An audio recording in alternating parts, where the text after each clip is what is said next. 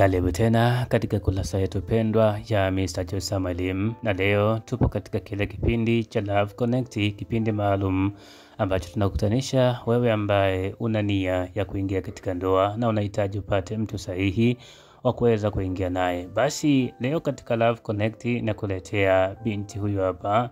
Nitaweka sifa zake na sifa za mwenzi ambaye anamhitajia. Kwa hivyo wewe ambaye una sifa hizo, basi fuata taratibu ili mradi uweze kuingia katika ndoa salama kabisa. Binti ana umri wa miaka 27, ni mkazi wa Pwani na ni binti kabila lake ni Mgindo kutoka Pwani, miaka 27, elimu ya dini ni Muislamu huyu, amehifadhi juzuu 5. Mashaallah, amejitahidi kweli kweli, lakini pia amebahatika kuwa na mtoto mmoja, kwa maana ni mtalaka, lakini kwa sasa yuko anaishi yeye na wazazi wake pamoja na huyo mtoto wake mmoja.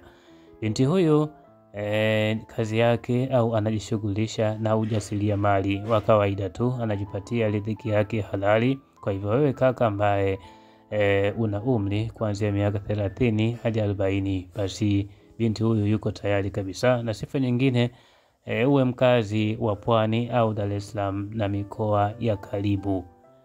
Lakini pili, uwe na kipato au kazi ya halali ambayo inakuingizia kipato cha halali kabisa, bila kuingiza vitu vingine ambavyo kiimani vinakuwa haviruhusiwi. Lakini pili, uwe na uwezo na nguvu ya kuweza kubeba familia yenye mtoto mmoja tayari.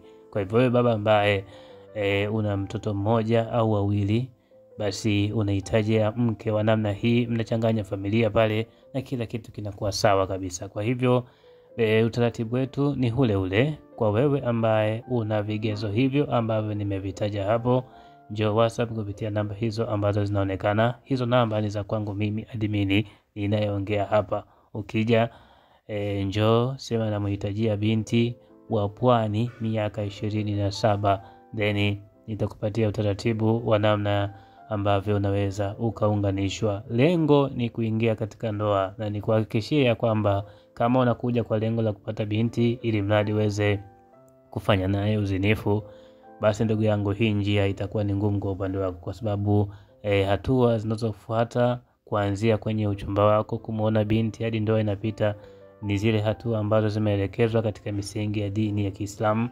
Kwa hivyo hautaweza kukutana naye kimwili binti huyu hadi pale ndoa itakapopita. Kama unaridhia hilo na uko tayari, basi karibu WhatsApp uweze kupata utaratibu. Na kama unaona huwezi kuingia katika ndoa na binti hadi umfanyie uzinifu mzini, basi nakuomba ndugu yangu sinitafute, ili mradi kuweza kuepushana usumbufu usio na lazima. Kwa kusema haya, asanteni, karibuni sana, na hii ni Love Connect.